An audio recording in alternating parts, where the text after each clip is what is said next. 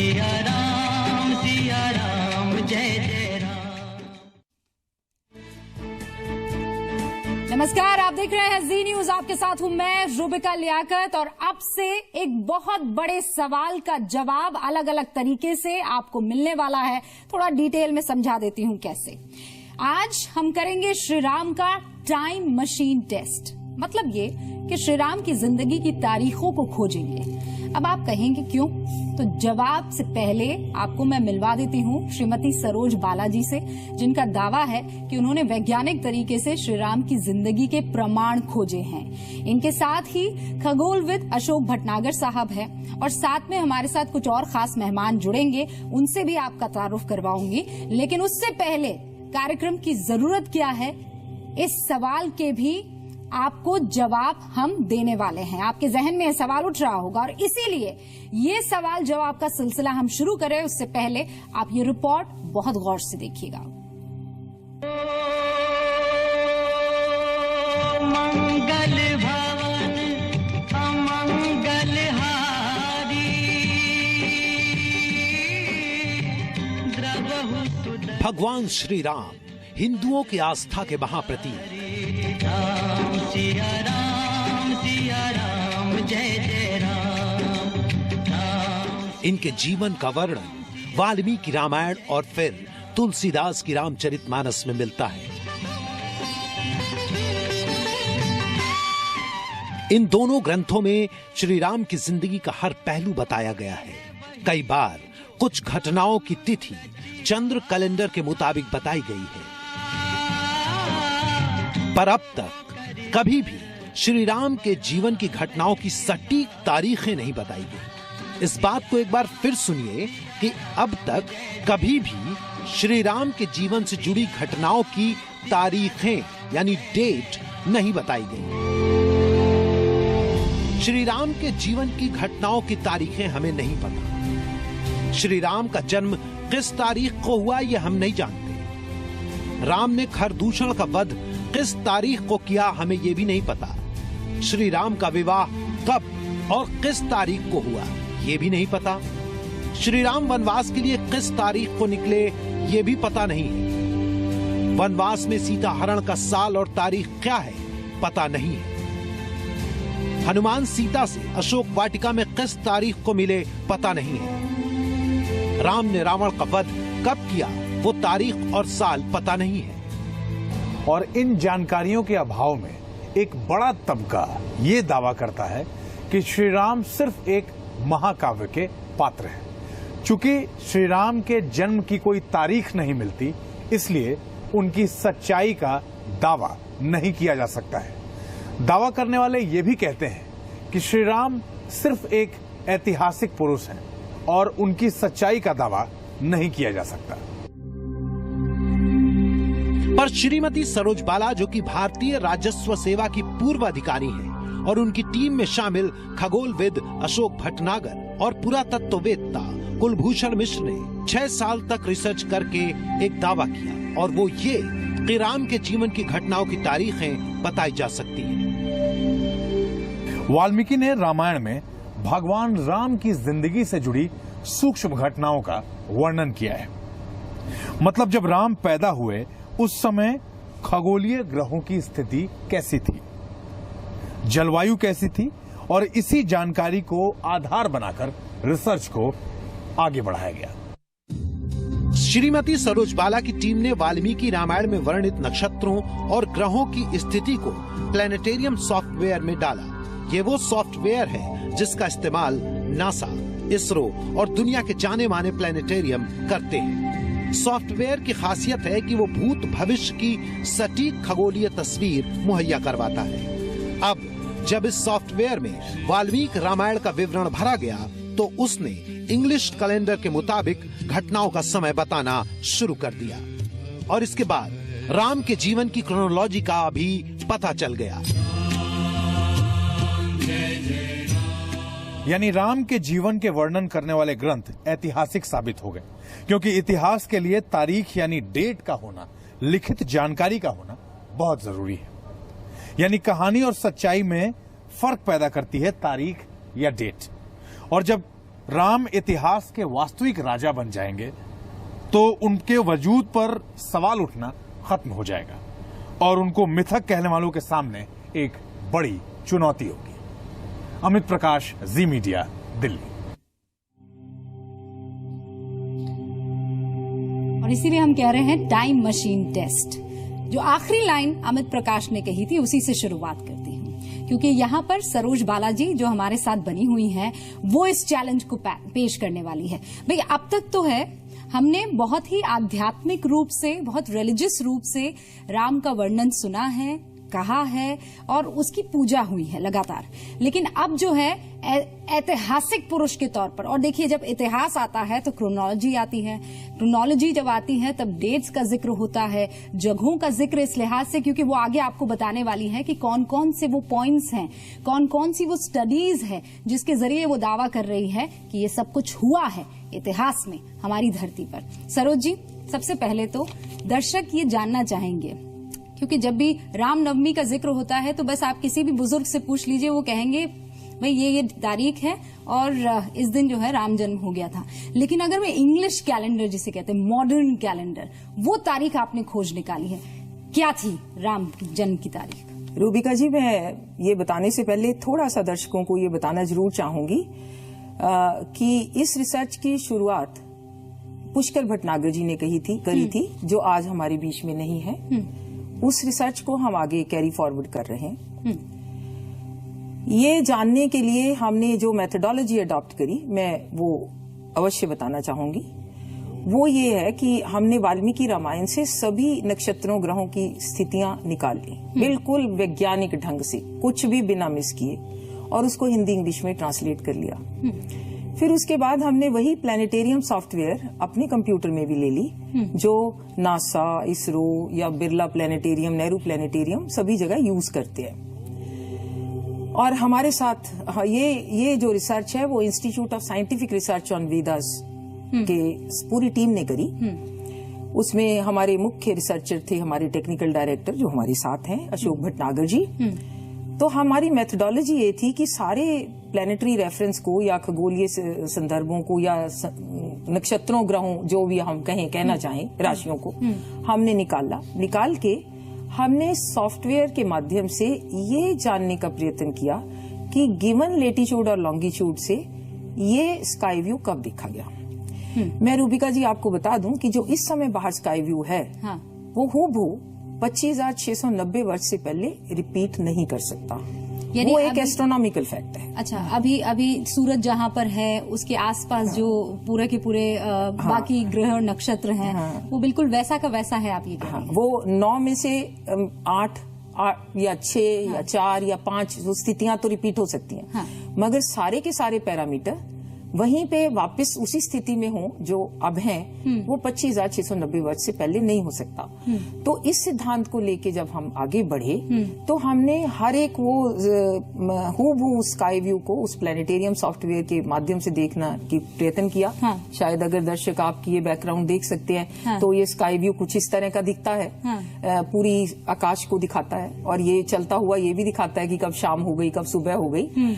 तो इससे हमने पहले ये निर्धारण किया, कई साल लगे हमें ये बैक कैलकुलेशन करने में, कि राम के जन्म के समय की स्थितियां वाल्मीकि ने बहुत डिटेल में दी हैं कि सभी के सभी वो पैरामीटर कब हुए।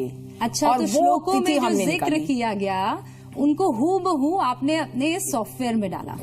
तो पहला सवाल वही मैं दोहरा देती हूँ। तो जब आपने सॉफ्टवेयर में डाला तो पहला सवाल आपने यही डाला होगा कि जन्म कब हुआ प्रभु राम का? ना, हमने ये नहीं डाला, हमने ये डाला कि उस जो वाल्मीकि जी ने कहा उस समय, तो वो सूर्य सानी ने Aries, Venus in Pisces, Saturn in Libra, Mars in Capricorn, Jupiter in cancer, ये सब जो पैरामीटर उन्होंने दिए वो कब देखे गए अयोध्या के लेटीट्यूड और लॉन्गिट्यूड से। ठीक है, तो भटनागर साहब ये एक्सप्लेन करेंगे। भटनागर साहब, वो जो वाल्मीकि जी ने जिक्र किया है रामायण में, उस श्लोक में जन्म को लेकर, जन्म की तिथि को लेकर, वो क्या बताती है इंग्लिश कैलेंडर के हिसाब से? आप देखें, ये जो बालकांड के श्री वाल्मीकि रामायण के बालकांड के 18वें सर्ग के 8 से 10 तक जो श्लोक हैं, इसमें हमने डिस्प्ले किए यहाँ पर, इसको पहले तो इंटरप्रेट किया गया और सभी साइंटिस्ट ने जो एक ही इंटरप्रिटेशन एक्सेप्ट किया हुआ है, उसके हिसाब से सन, सूर्य की पोजीशन एरीज यानी मेष में आती है। अच्छा। शुक्र की पोजीशन पाइसिस यानी मीन राशि में आती है। मार्स की कैप्रिकॉर्न, शनि की तुला राशि में आती है। जुपिटर कर्कट राशि में। और वो मंथ चंद्रमास चैत्र था। चैत्र शुक्ल नवमी जो से मनाते हैं। और लग्न जो कि राइजिंग राशि है, वो उसके हिसाब से कर्कट राशि, कर्क राशि होती है। और चंद्रमा जो था वो पुनर्वसु नक्षत्र के पास था और जेमिनी यानी मिथुन राशि से वो कर्कट राशि की ओर चल रहा था।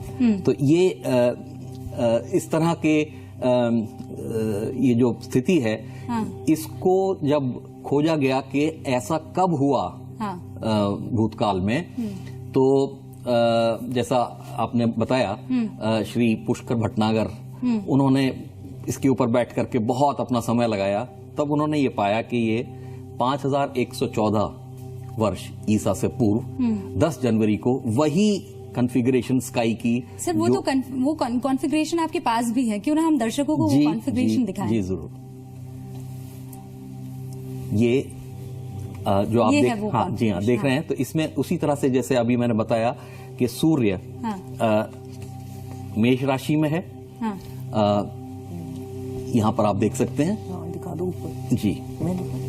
सानी ने स्टॉप। ये मेष राशि है, एरीज, ये सन है।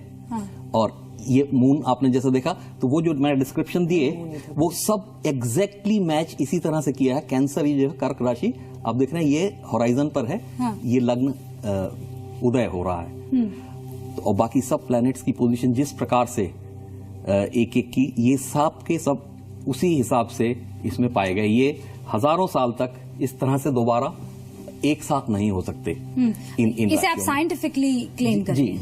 मैं एक बात भी ऐड करूंगी। हमने 25,000 वर्ष तक पुराना जाकर इस सॉफ्टवेयर में ये वेरीफाई किया कि पिछले 25,000 वर्ष में केवल एक यही ऐसी तारीख है, 10 जनवरी 5114 बीसी, 10 जनवरी 5114 बीसी, जिसमें ये हूबहू सभी वही स्थितियां आकाश में देखी गई जो वाल्मीकि जी ने जन्म के समय वर्णित की हैं। और वो ही नहीं, ये भी मैच करता है कि हमने उससे एक दिन पहले सॉफ्टवेयर को लगा दिया और देखा कि चंद्रमा जेमिनी से कैंसर की ओर बढ़ रहा है। मतलब ये वो एग्जैक्ट डेट है 10 जनवरी। हाँ। और वो वाल्मीकि जी ने जो पूरा डिस्क्राइब किया कि राम के बाद भरत का जन्म हुआ, लक्ष्मण शत्रुघ्न का हुआ, राशि क्या चेंज या आई कई नक्षत्र में और ग्रह में, वो भी हूबहू सॉफ्टवेयर में वही मिलती है।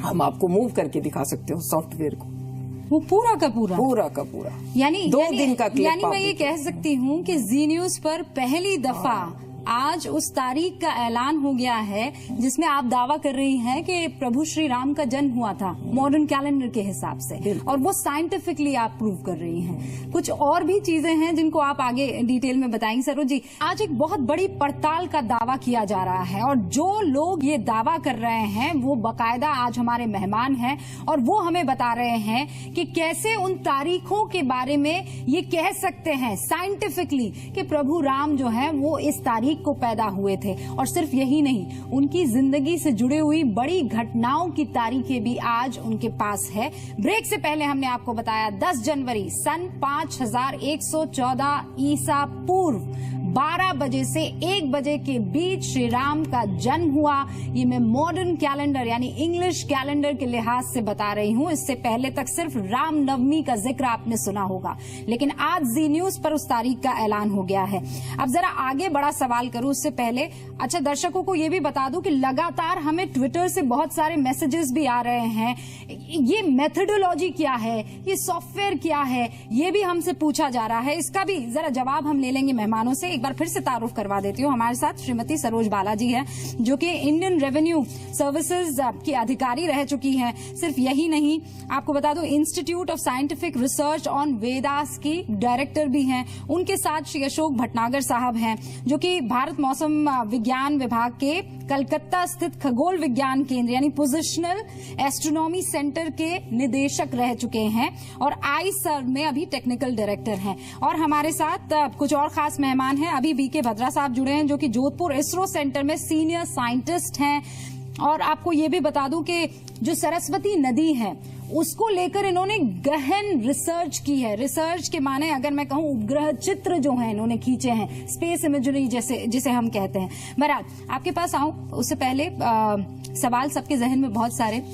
अब दूसरा सवाल जो जहन में आता है और बाकायदा वो लिख कर लाई हूं मैं, वो सवाल ये है कि राम के वनवास जाने की तारीख क्या आप बता सकती हैं? रूबिका जी, मैं एक आपसे गुस्ताखी करूं कि हम थोड़ा जन्म के बारे में जरा सा समझा दें। और ये दर्शक चाह रहे होंगे कि ये कैसे रन कर रहा है, क्या हूबहू मिलता है, क्यों ये 10 जनवरी 5114 BC ये चैत्र का मंथ शुक्ल पक्ष की नवमी भी था, ये हमने कैसे डिटरमिन किया? हाँ, तो शायद अच्छा होगा। हाँ, बहुत बढ़िया।